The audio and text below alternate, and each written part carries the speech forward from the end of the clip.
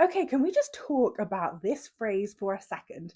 Don't split the right or unite the right. This is fine. Because lately it feels like we're not being told who to vote for, we're being told who we're not allowed to vote for. I have read it in so many comments, I have read it in so many articles, heard it in so many videos and clips, people throwing it around like it's some kind of Victorian curse. And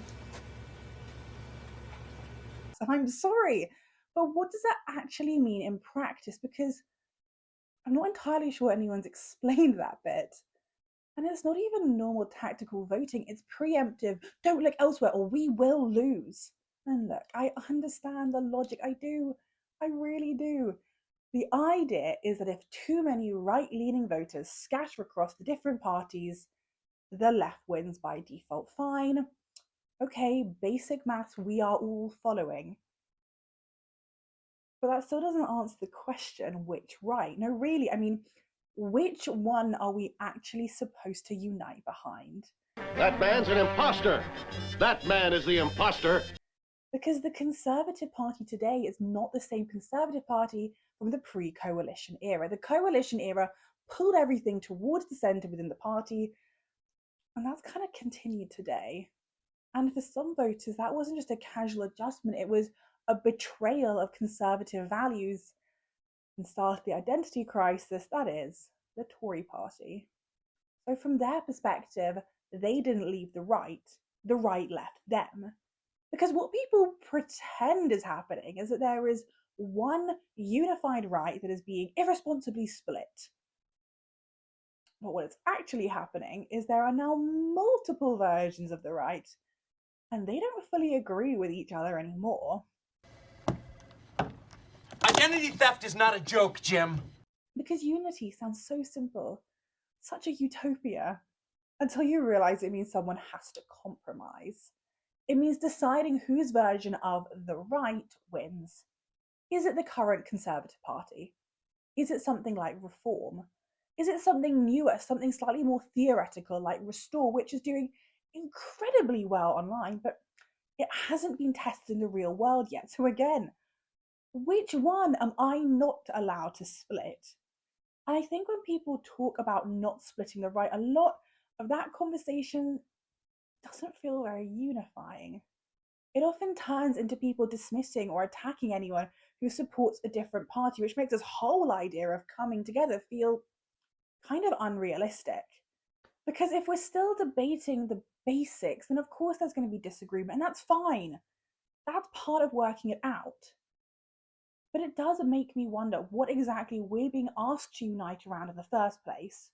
Because unity isn't just a slogan, it actually has to be something that's possible in practice. The pressure isn't just vote Conservative or vote Reform now, it's not just vote, it's vote correctly.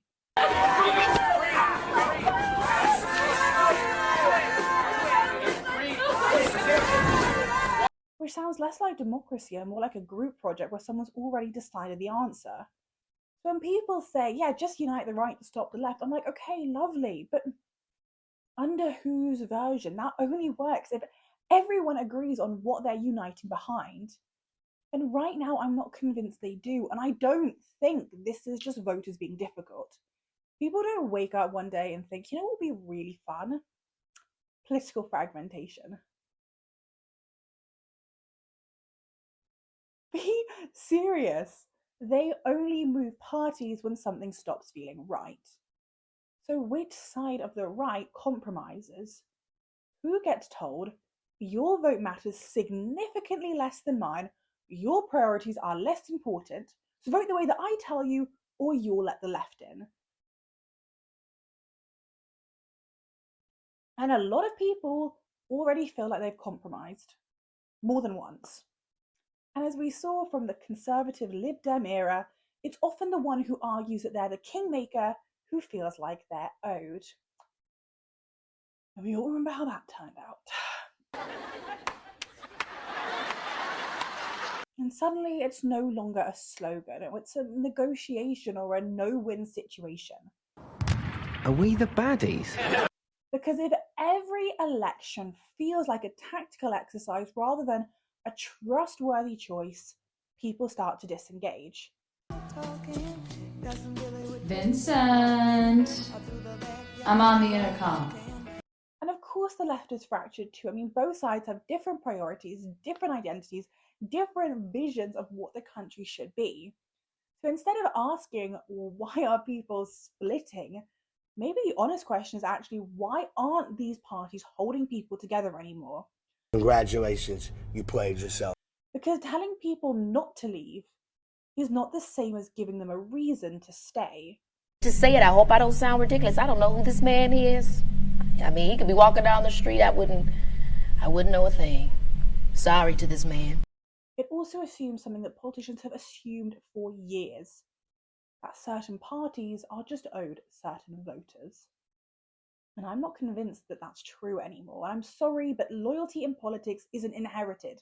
It's earned. Nothing in politics is a guarantee, no matter how well promoted through a news program or a well-constructed PR campaign it may be. So when I hear "don't split the right," what I actually hear is nostalgia. For a time when Britain more or less united behind broad fundamentals, when our concerns felt like they were listened to, left or right, we were all Team Britain. And actually, over the next year or two, I mean, these parties are going to have to just start revealing themselves. Not through what they say, but through what they do. The positions they take when things happen, and who they attract. Because talent matters. And we'll start to see where the strongest people choose to go, which teams they join, and what that says about each party. And that's not something that you can fake for very long, especially when the next by-election comes up, or with the locals coming up, when they actually have to say, this is who is representing us, and this is why we want them to be a part of our party. Over time, we'll begin to see which party is actually aligned in their philosophies, and who is simply saying what we want them to say.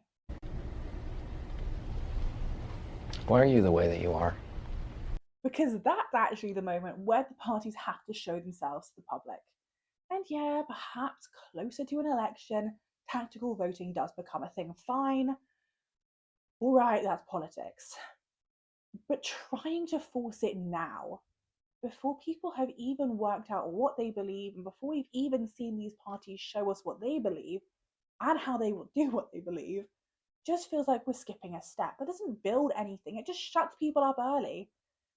And maybe there is another way of looking at this, because for the first time in a while, these parties actually have to compete, not just rely on loyalty or habit or the idea of, well, where else are you going to go? Now there are other places to go. This is a competition. This is not America's Next Top Best Friend. And that changes things. It means that they have to be clearer about who they are and what values they hold. Because they're no longer the only option on the table. And I do think that this is the bit that people are forgetting, we actually have something incredibly valuable now. Time. 2002 was a simpler time. And yeah, 2.5, 3 years isn't long in the grand scheme of life, but in politics, that's practically decades. We don't have to rush into anything. Labour are not going to be holding a general election anytime soon. I mean, why would they with such a large majority? We can say to these politicians, okay, prove it to us. Not just with a speech or a rebrand or some weird PR move or a slogan shown on the news. Show us you mean it. Give us your receipts. Show up for your constituents like you would for this country if you let it. Show us who you are going to be getting to represent us at the next election. Again, and again, and again. Whoa, whoa. Here I come. Oh. Here I come. Oh. Not just assume that they've got our vote, and maybe instead of shutting down conversations now, we actually just let it happen. And look, yeah, at some point we may have to unite behind a party. That's how elections work in first past the post, but we're not there yet.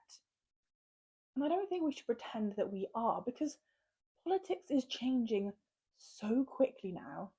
Reputations shift, decisions matter. 1 or 2 moments can completely alter who people trust and can change everything. these three parties may not even be as they are now come the next election.